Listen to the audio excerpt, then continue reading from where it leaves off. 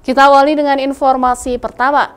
Saudara, Badan Meteorologi, Klimatologi, dan Geofisika Stasiun Meteorologi Kelas 1 Sultan Iskandar Muda Banda Aceh mengeluarkan peringatan dini soal potensi terjadinya cuaca ekstrim di Aceh. Diprediksi sepekan ke depan, wilayah Aceh berpotensi hujan sedang hingga lebat dengan durasi yang cukup lama dan juga berpotensi terjadinya bencana hidrometeorologi.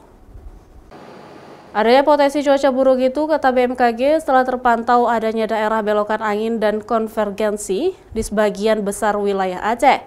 Suhu muka air laut hangat dan keadaan atmosfer menunjukkan kondisi udara yang cukup labil.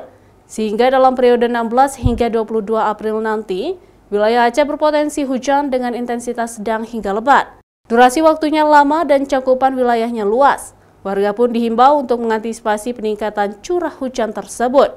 Peningkatan curah hujan tersebut berpotensi terjadinya bencana hidrometeorologi seperti banjir bandang, longsor, angin kencang, hingga gelombang tinggi perairan. Warga yang tinggal di dekat bantaran sungai mewaspadai adanya banjir kiriman, banjir di dataran rendah, serta potensi longsor di kawasan perbukitan yang perlu untuk dihindari. Sedangkan wilayah perairan juga patut diwaspadai tinggi gelombang hingga 2,5 meter, seperti di Selat Malaka bagian utara dan perairan barat Aceh. Sedangkan perairan Sabang Banda Aceh, Kepulauan Sinabang, dan perairan Loksmawe, tinggi gelombang diperkirakan mencapai 1,25 meter.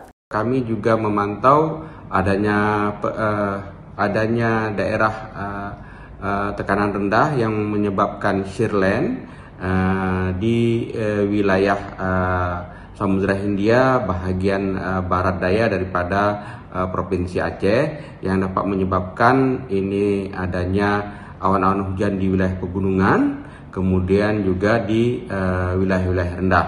Agar dapat mewaspadai dan siaga agar di daerah-daerah dekat bantaran sungai untuk siaga akan terjadinya banjir genangan maupun banjir kiriman, baik dari hulu maupun daerah pegunungan, sehingga bisa menyebabkan banjir di wilayah-wilayah rendah.